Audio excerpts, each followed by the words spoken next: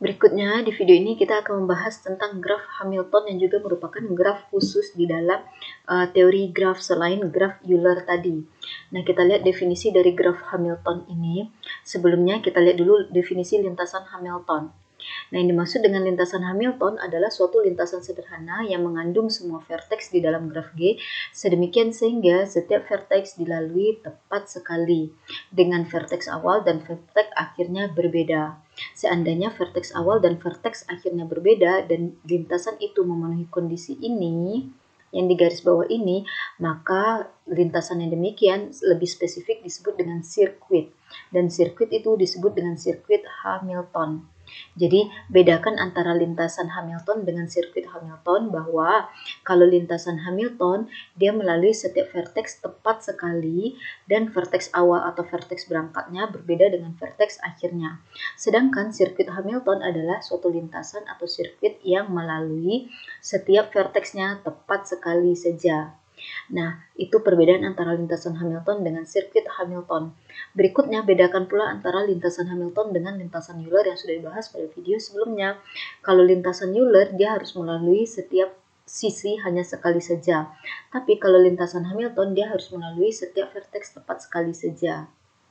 Nah, graf yang hanya mengandung lintasan Hamilton di dalamnya disebut dengan graf semi Hamilton, sedangkan graf yang mengandung sirkuit Hamilton disebut dengan graf Hamilton. Nah, kita lihat ilustrasinya berikut. Hanya ada salah satu lintasan Hamiltonnya itu adalah tadi kan kalau lintasan Hamilton berarti setiap sisi setiap vertex dilalui tepat sekali saja ya. Oke, yaitu katakanlah kita mulai dari A, salah satunya A ke C, kemudian C ke D, D ke E ke B. Udah, toh setiap vertex sudah dilalui tepat sekali saja. Tidak perlu ada sisi yang dilalui lebih dari sekali saja. Intinya itu adalah setiap vertexnya. Nah, untuk untuk graf ini dikatakan tidak ada sirkuit Hamilton. Bisa dicoba-coba ya, tidak memungkinkan kita membuat sirkuit Hamilton dari graf ini. Oke. Berikutnya sirkuit Hamilton. Untuk yang ini.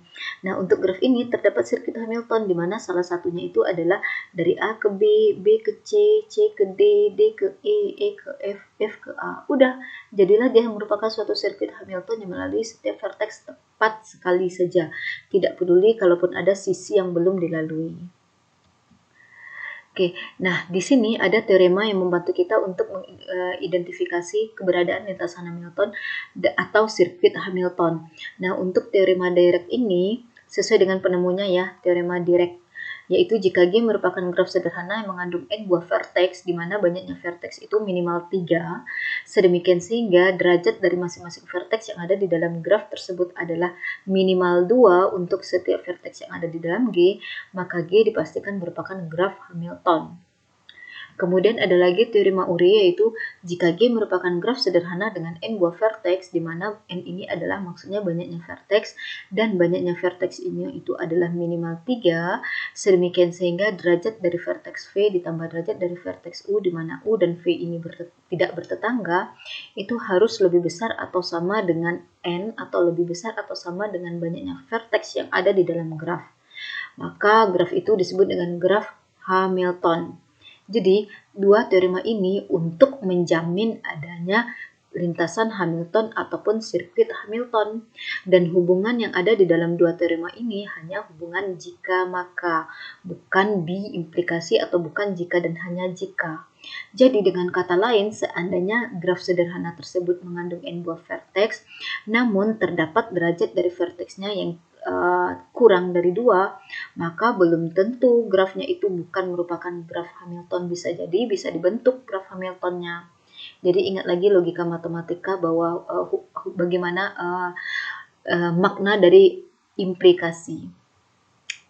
Kemudian ada suatu catatan penting terkait keberadaan sirkuit Hamilton pada suatu graf, yaitu bahwa suatu graf yang memiliki vertex berderajat 1 itu tidak pernah bisa memiliki sirkuit Hamilton.